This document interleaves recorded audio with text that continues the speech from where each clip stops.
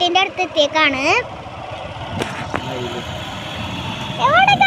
മയിലൊക്കെ ഉണ്ട് കേട്ടോ, വഴി കാണുന്നില്ല, ഭയങ്കര കുഞ്ഞാണല്ലേ. മയിലേ പോവല്ലടാ, ഞങ്ങൾ ഒരു ദിവസം നോക്കുമ്പോ അതിന്റെ കുട്ടികളെ കണ്ടിരുന്നു കേട്ടോ. അതിന്റെ പുറകെ ഇങ്ങനെ പോവാണ് കോഴിക്കുഞ്ഞുങ്ങൾ പോണ അവിടെ. പിന്നെ പാർക്കെട്ടാണ്, ഇതിന്റെ മോളിക്കൊക്കെ വലിയ തല്ലിച്ച് വീണുണ്ട്. നല്ല സുഖം ഉണ്ടാവും.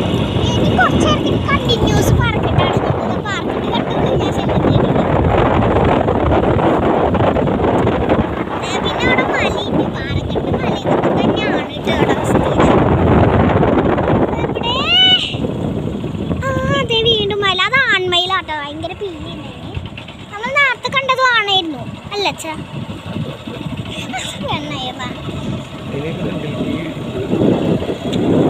മൊത്തം ചെടികളാണ്. അവിടെ കുറച്ച് പാർക്കെട്ട് വരുന്നുണ്ട് കേട്ടോ. മൊത്തം ചെടികളാണ് കേട്ടോ. അതെ അവിടെ പാറയുമ്പോൾ ഒരു നടന്ന് പോകാൻ പറ്റുന്ന ഒരു രീതിയിലൊക്കെ വരുന്നുണ്ട്. മരങ്ങളുടെ കൂട്ടാണ് ഇട്ടത്.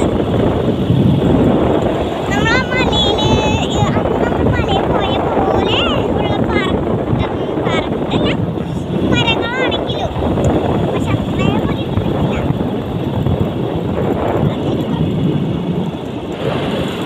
പിന്നെ അവിടുത്തെ വലിയ പാറക്കുട്ടം വരുന്നുണ്ട്.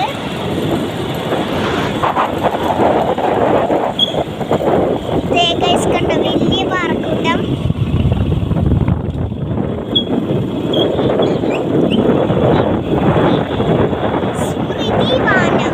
സ്മൃതി വനം അങ്ങനെയൊക്കെ പറഞ്ഞിട്ട് ബോർഡൊക്കെ തുടങ്ങി.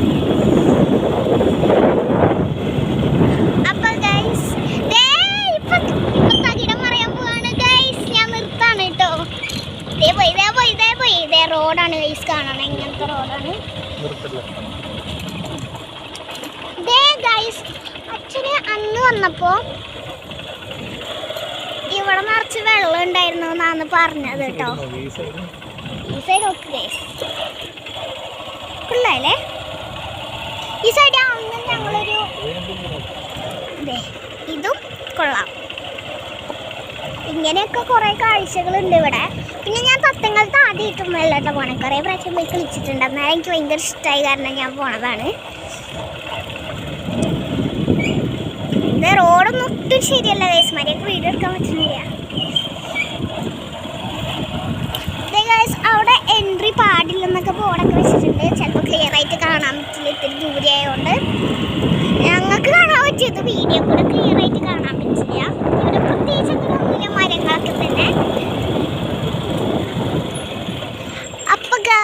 അപ്പം ഞങ്ങള് ഇവിടെ ഇങ്ങനെ സ്റ്റേജ് പോലെ ഇരിക്കണു അല്ലേ, സ്റ്റേജ് പോലെ ഉണ്ട് കറക്റ്റ്. അപ്പം നമ്മൾ ഇനി തത്തങ്കലത്ത് എത്തിയിട്ട് നമ്മൾ എടുക്കാം കേട്ടോ. Bye bye.